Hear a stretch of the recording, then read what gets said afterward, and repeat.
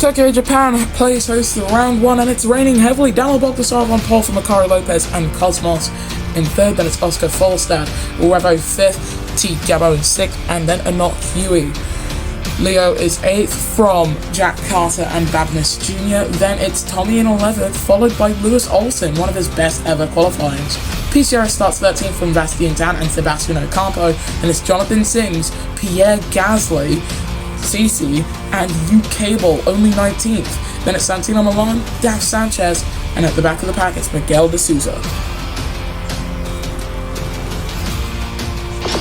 Well then, the rain falling very heavily. Bogdasarov driving for Renault on pole. All 5 lights go on. And we go green for season 19.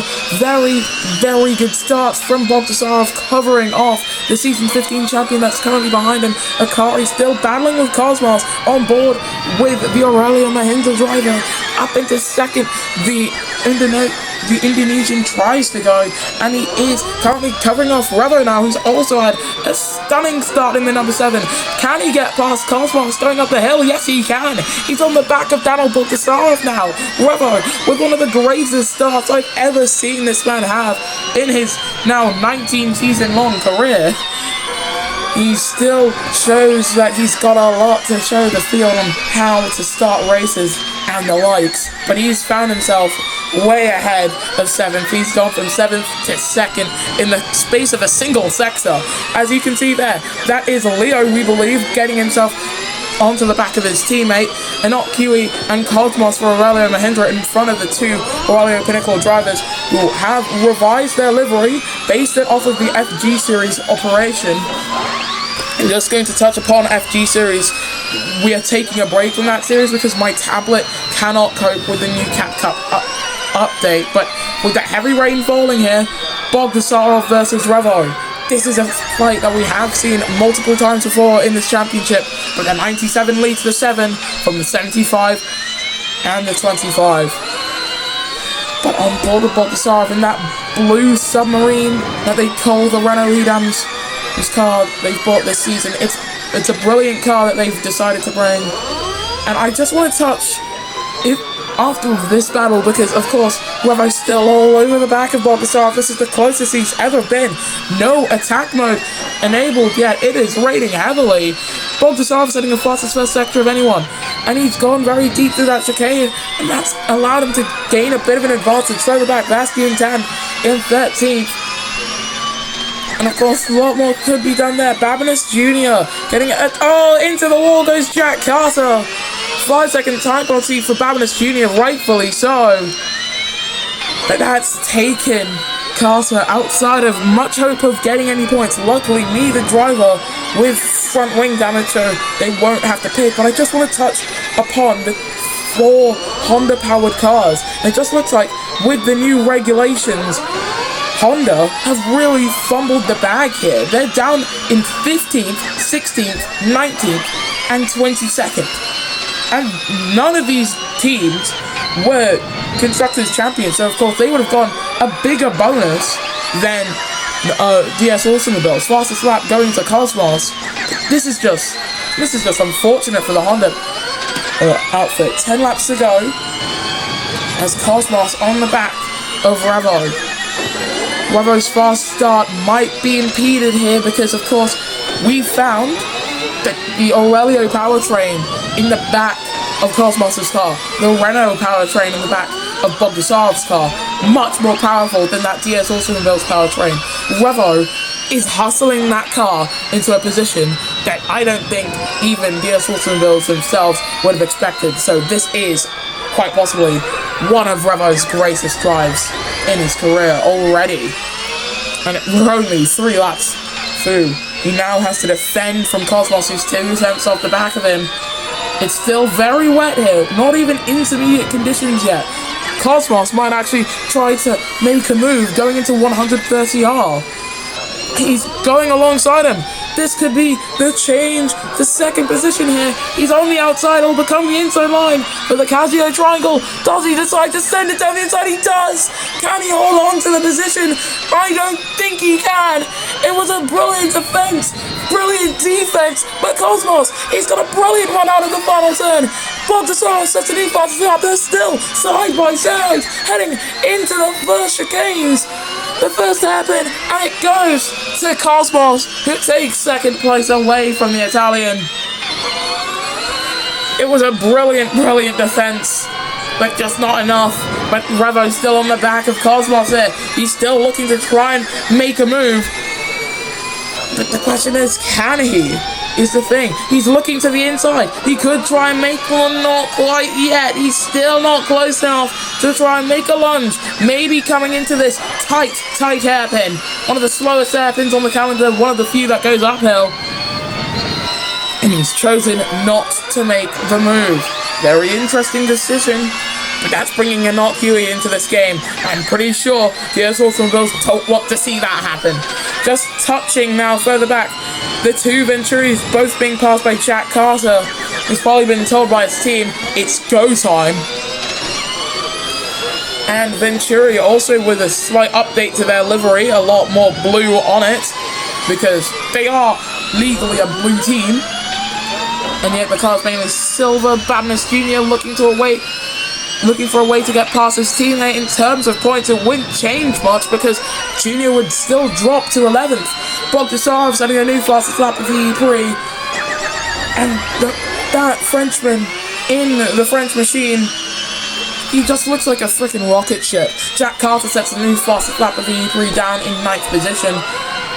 And he's dropped to 10th now. Badness Jr. getting ahead of Jack Carter. But you can see Tommy and Lewis Olsen right behind him. This is a four-way fight for 9th, being headed by a guy with the only time penalty so far this season.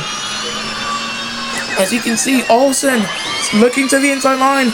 Down the inside he's gone, and that's 11th position for Lewis Olsen, as he's now all over the back of Jack Carter. The Dragon drivers didn't have a great qualifying compared to their suppliers, but they still have that very powerful Renault powertrain in the back of them. So this could be a very good season for Dragon.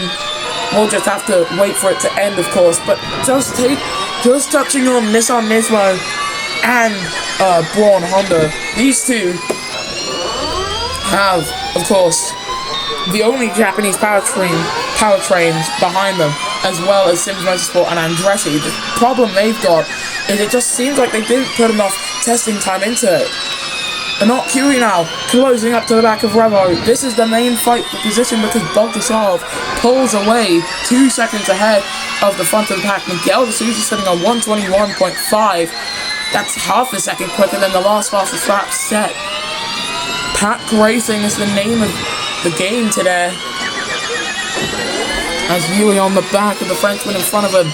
What is the Hong Kong driver who started his career in season 6? He's got 13 seasons of racing behind him, although interspersed as Cosmos. Oh! 5 second time penalty for an QE. Cosmos has a puncture. Surely he does. Yes, rear left tire for Cosmos. It's just gone on its own. That's truly unfortunate for the man. What a brilliant charge to second position. Getting past the double champion, the most successful driver on the grid. But now it all unravels from the Aurelio Mahindra driver's hands. Bastian Tan gets a 5 second time penalty.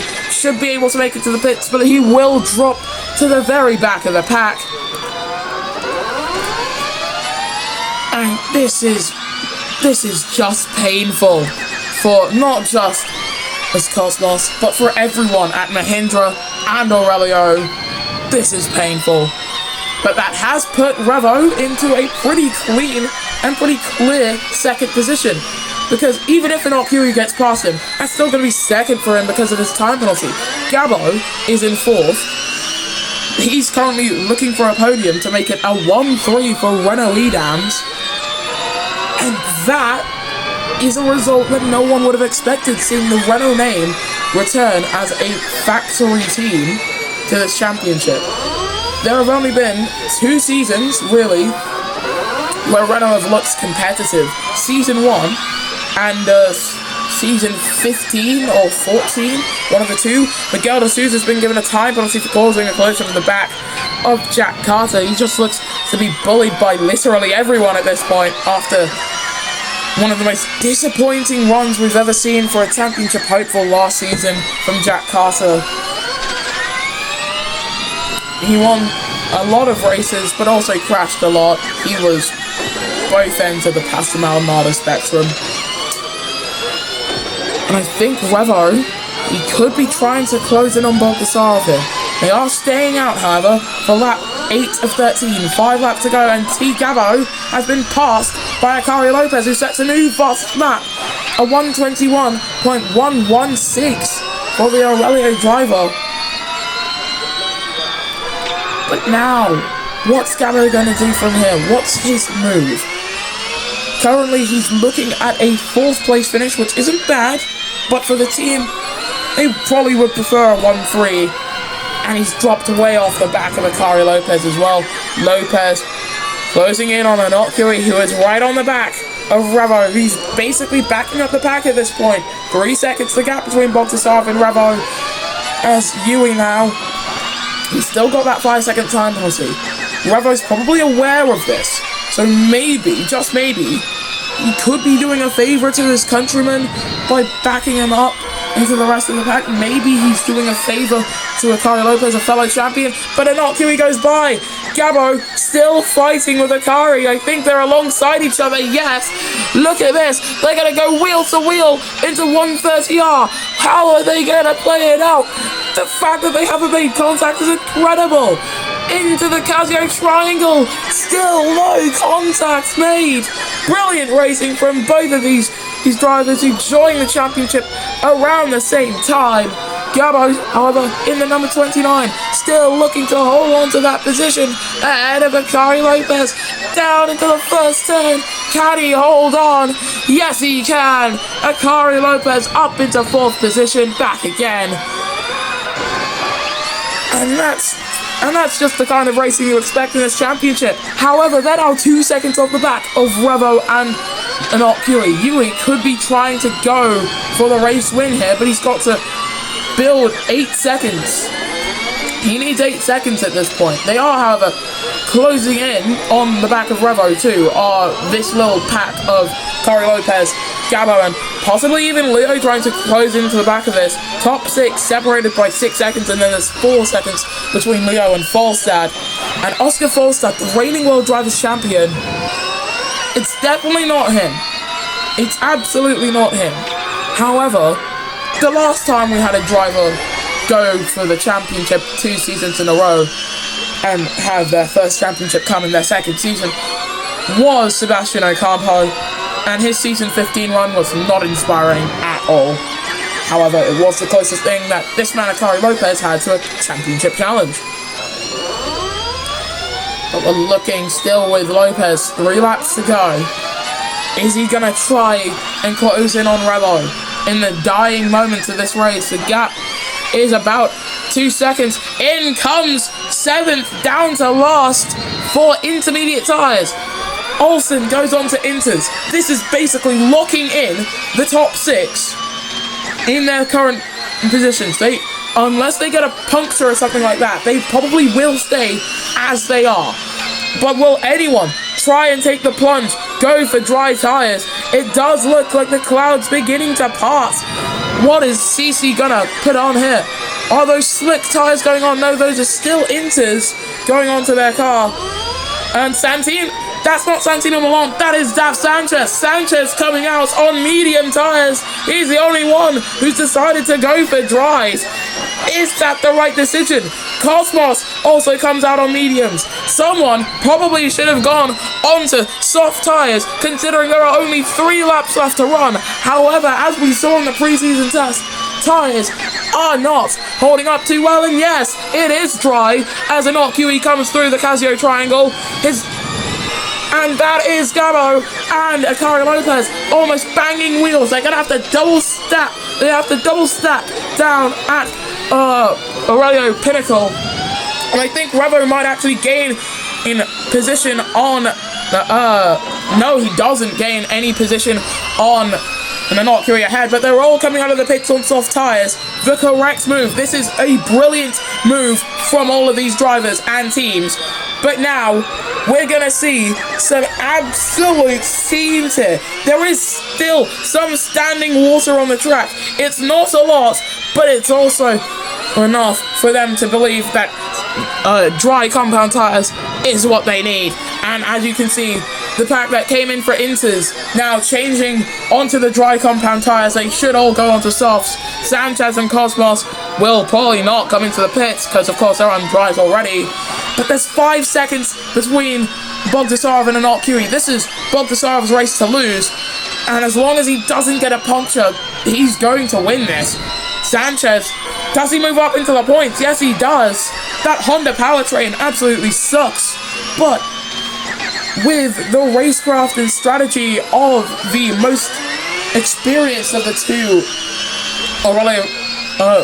Andretti drivers, the most experienced Philippine driver in FEMC history, he's up in 10th, but he's got Jack Carter right behind him.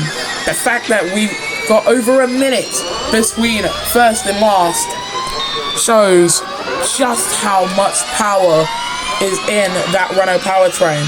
But as you can see, Sanchez holding up Carter. Bogdasarov had a faster sector there, but here comes Jack Carter. There goes Jack Carter up into 10th position. I think we've got a very easy to see pecking order here. And it's just shown in the top 3. The Renault powertrain seems to be pretty much indomitable ahead of the Aurelio powertrain, which seems to be pretty quick, but much quicker in the hands of either Mahindra driver. Of course, Cosmos down in 19th through no fault of his own.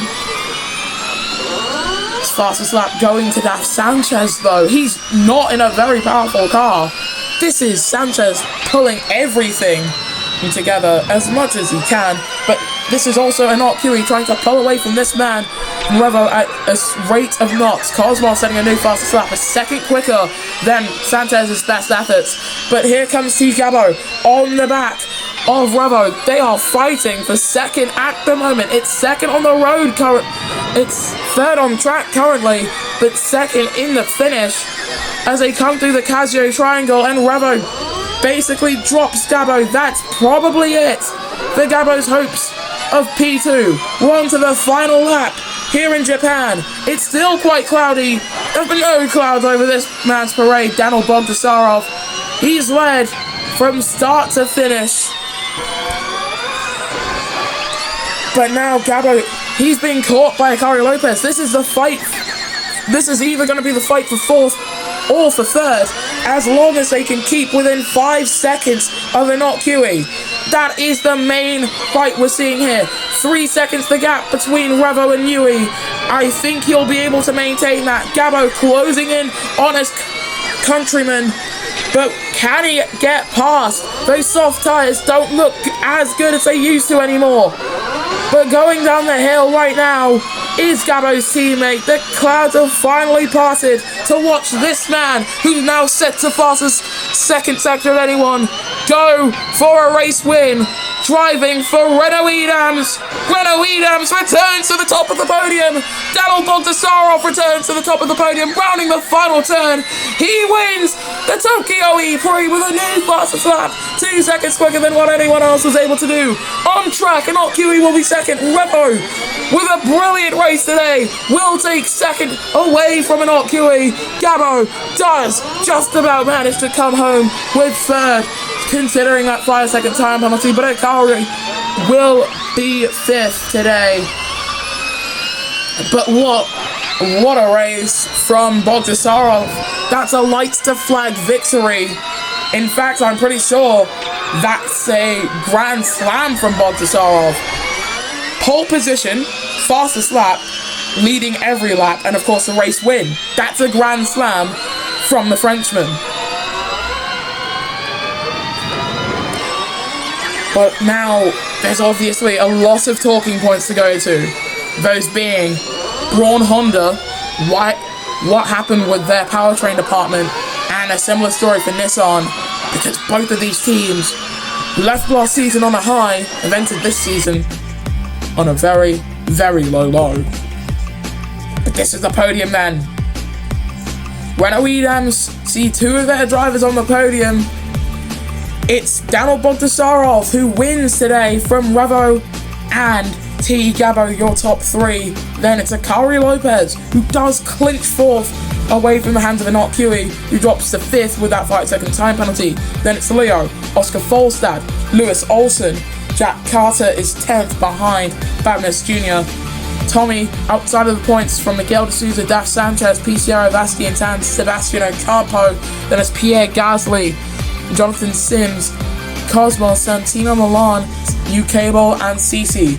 The driver standings the same as the finishing order today.